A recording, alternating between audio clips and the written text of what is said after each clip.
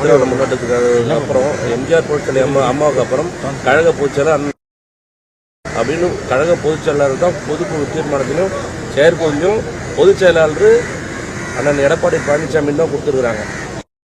பெரும்பான்மையாக 40 எதிர்கட்சியுடைய தலைவராக இருந்தவர் கழகத்தினுடைய பொதுச் செயலாளர்.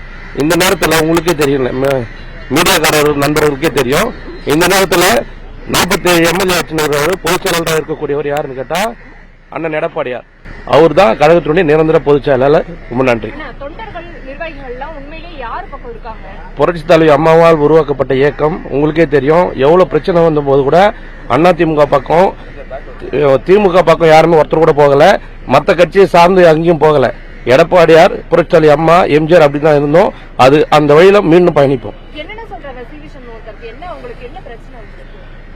அது முழுமையா எனக்கு தெரியலமா, ஆனால் ஒற்றை தலைமை தான், அது எடப்பாடியார் அண்ணன் தலைமை தான்.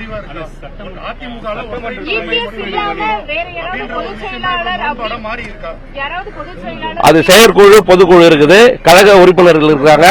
யாரும் எம்எல்ஏவால ஒருத்தரால இந்த கழகத்தை நிர்ணயிக்க முடியாது. புரட்சித் தலைவர் எம்ஜிஆர் உருவாக்கப்பட்ட இந்த இயக்கம் யாரும் ஒரு 42-47 எம்எல்ஏ மட்டும் இதை முழுமையா இதை இந்த இதுவை பண்ண முடியாது. யாரால இதை பண்ண முடியும்னா தொண்டர்களாலையும் கழக உறுப்பினர்களாலையும் தான் பண்ண முடியும். அந்த அடிப்படையில் கழக பொதுச் செயலாளர் இவர் தான். உங்களுக்கே தெரியும், அன்பு நண்பர்கள், மீடியாவில் நிறைய விஷயம் போடுறீங்க, ஆனால் பொதுக்குழுவை தேர்ந்தெடுக்கிற அதிகாரம் யாருக்கு இருக்குது? எடப்பாடியார் தலைமையில் இருக்கிற அந்த கோட்பாடின் அடிப்படையில் 47 எம்எல்ஏ அவர் தான் வச்சிருக்காரு. 47 எம்எல்ஏவும் இன்னைக்கு அவங்க கண்ட்ரோல்ல தான் இருக்கும். எம் குணசேகரன், மாவட்ட இலக்கிய செயலாளர். இன்றைக்கு சித்தாமூர் ஒன்றிய கவுன்சிலர் நான்.